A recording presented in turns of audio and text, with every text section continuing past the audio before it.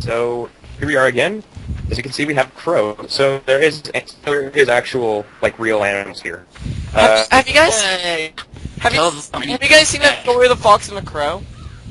I don't remember. I think I have. So anyway, as you can see, there's a dead body in this crate, which is kind of odd. We scare off the crow, and we actually have to use this crate to continue on. So we knock it down. I still like it like this, and also like the process. I actually make you think about the story and figure it out. Yeah, kind of. The thing is that this game actually, if I remember correctly, the story itself is kind of based off of how humanity evolved. As you can see, it's kind of like you can kind of see society. You can see houses being built and people kind of working together to be in like these tribes and stuff. Yeah. So here comes our first little problem in the game. These are probably one of the scariest things to think about. But as you see, you have to use this dead body as a platform, and there are these creatures that you'll find out more about in the future. So yeah, you'll figure out more about them as it happens. You'll figure out exactly what water and drowned himself. Yeah. It reminds me of SPF and Minecraft. Anyway. So there's a dead body you have to use, because if you trip this wire here, something like that will happen. You have to use a dead body to trip it. This needs to be before. Yeah. So as you can see here, there are these creatures that you have to use to kill the brainworms, as you can see up there on the roof, kind of like barnacles. And as you can see, there's a victim of the brainworm. They're called brainworms, I think. And here comes my first problem. I didn't remember which button did this. Crush. As it turns out, the middle one is the safe one, and this one is the middle one is the death one, and then you have the death spikes. And poor guy really reminds me. And here's my stupid death from fall detection. Wow. When I got impaled in the ass by spikes.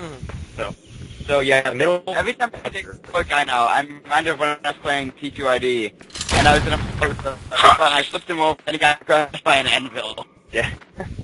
I felt so bad for him. So, you have to remember this pattern. So it's the middle one that's safe, and then the one that's not the middle is the death.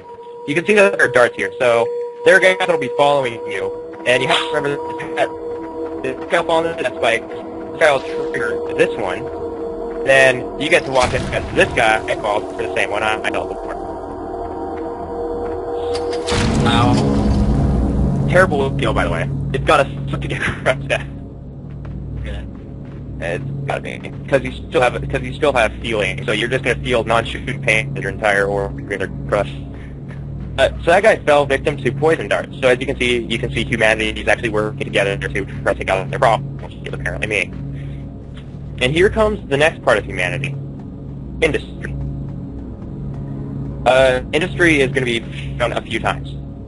This puzzle gave me a little bit of difficulty because it's mostly about timing, and you can see in the bottom right bar is my Steam announcement. When I was recording, you haven't been checking your Steam, Mister. Yeah. Turn goes off. Not professional. But by the way, when you're talking about a bunch of different humanity stuff, it reminds me of Okami. You know how the final boss means a bunch of different stuff. Yeah, it means machine. Humanity's desire to burn, humanity's desire to so as you can see destroy, humanity's desire to use technology. So this rope you actually have to drag down, and if you hit these middle saws, and if you hit these saws in the middle part, you actually die. And the thing is that you have to raise up both of these platforms here, which are raised by this, and if you don't do it right, then you'll have to do it all over again. And I did it wrong the first couple of times, and I actually had him at the top because I did it so wrong that I would have actually gotten crushed by these little weights. So not the weights. Yeah, the weights of doom. You can get killed in a lot of ways in this game. No joke. There are about... They always do. There are... As you see here, you get killed by falling here. I don't know how. Those are like saw blades, I think. But, yeah. There are, I think, about 40 unique ways you can die in this game. And there are about 1,000 different times you can die. And not including the irrelevant ways. There are ways that you can die unexpectedly. You can have a box on you and kill you if you wanted to. Like, God knows how heavy the bosses are, how thick its skull is, but... So, the trick is that you actually have to lower this rope first, and then climb on this piece, and grab the rope before it rises back up through the wheels. And then you have to, rope swing your way over to this rope, and, like an idiot, raise it just enough for it to be level with the other weight, and then run to me.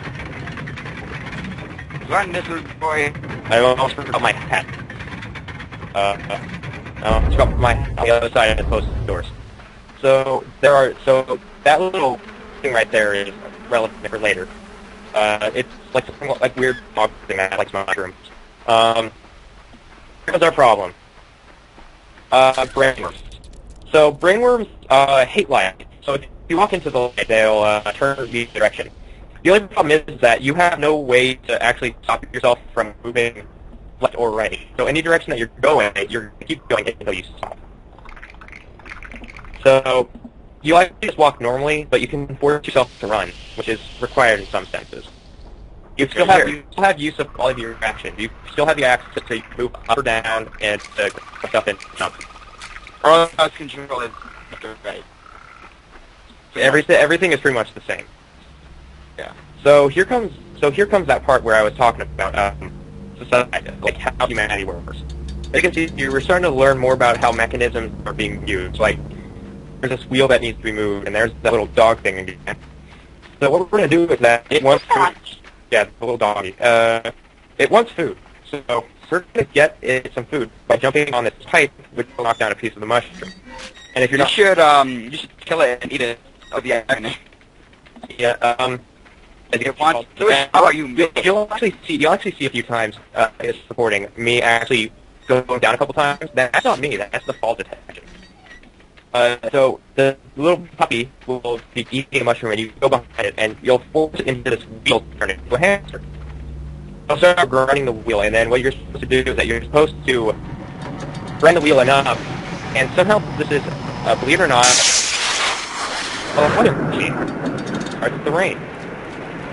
So here we are with the rain. This is the new gimmick. Fluid. Remember that the kid can drown. So if we do anything wrong, the kid will drown. Drowning is probably one of my least favorite ways to die, because it happens. You can't do anything about it. It's one of the more painful ways. So in order for us to continue, we need to move this log into the middle so we have something to jump on. And then we can use Holy this cutter. crap, I just thought of something hilarious. For an on this channel, someone should do Barbie's horse adventure. Dear God. I'll probably be the one doing that. Yeah, okay. Of course you would. Yeah.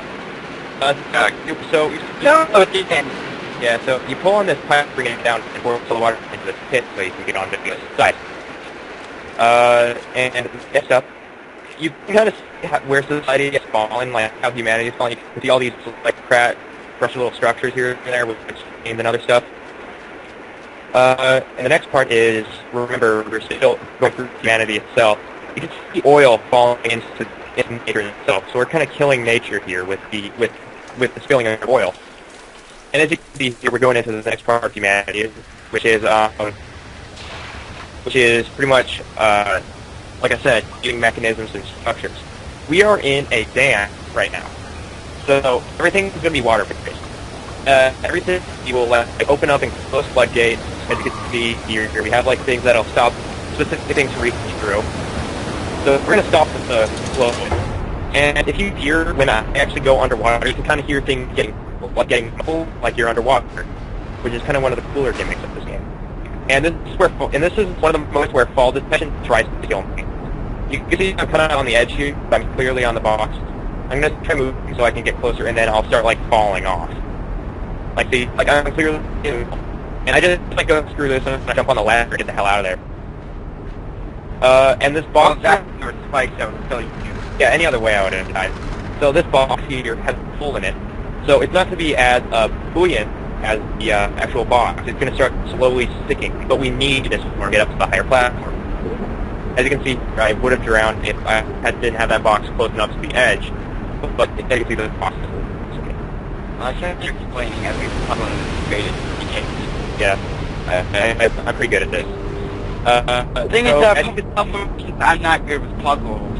Yeah. So as you can see, there's this balloon buoy that will when it hits underwater will pop up. You need to close up the floodgate so you can actually roll over there to the next platform.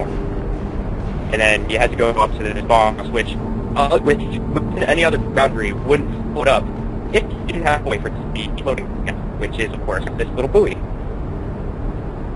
This had to be like some sort of trial and error process, because if this buoy was any smaller, it probably would tip over. You probably would have fallen in and died, but they made it just the right size for it to be slightly tilted. And here we can see kind of the showing of no longer just sunlight showing us the way, it's actual light itself. So we have to open up the floodgates to level the water here. So when the water hits this level, and so what some people do is that they will close this floodgate, and if you don't close the floodgate, the next part of the puzzle will actually cause the water to flood over into the next chamber, which is not what we want. We actually need to be moving. So you drop this, you flip this over, and then this box will drop down, increasing the water level, which is what we should do, right? And this box will... I don't like water. Yeah, water physics is pretty interesting. So yeah, I also like more graphics? No, graphics in games. Not water graphics are pretty good. So there's a really weird glitch in this game. However, I realized that it's not because of now twice in this LP I was up out of drowning, which are here.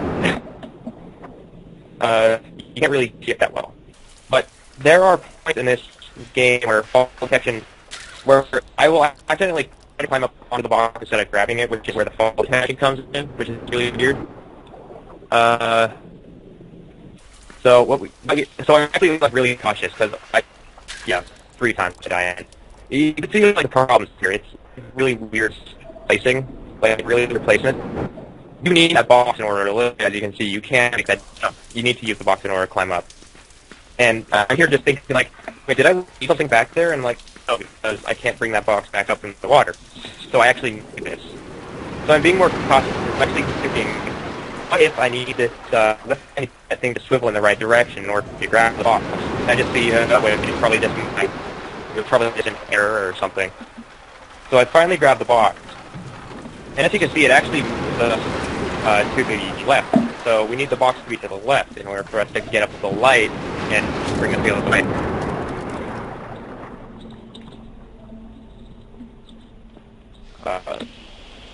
So yeah, when you have brain form, you can actually, like, the sounds of everything is muffled. So like you still have control of up and down, but you don't have control of left and right, except for speed. As you can see, since we popped that pipe, the water's going to be rising. There's this one platform here that you can see, this pipe that you need in order to get through. You don't need to do anything with this. However, in order for you to advance further, you actually need to be facing right. So what we need to do is that we need to go up that same light back. And then they have an apparently evolved enough to know they don't like light. Yep. And then well, It's a light. It burns. So we have to play the waiting game with the water, because as you can see, if we try to if we did not wait until the water level is higher than these spikes, we will just walk into them and impale ourselves.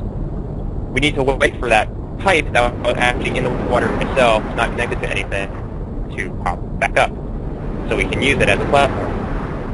However, we need to wait for it to be just the right height, so we don't get impaled by them. Right, just right here. Water physics are interesting. And then we need to get this brain worm off of us, because if we didn't get the brain worm off of us, we would fall right into this water for here. So every single error that you make will probably be your death. And we are going to be introduced to the next part of humanity, which is, of course, colonialization. As you can see here, you can see some random roof tiles. But it looks it seems as though there's nobody here. Chimney. You can see this is the colonialization part of society. If you can Finally, they have like, support for Santa Claus. there's like modern parts of it. This commentary will continue in the next part. And we grab an XBLA.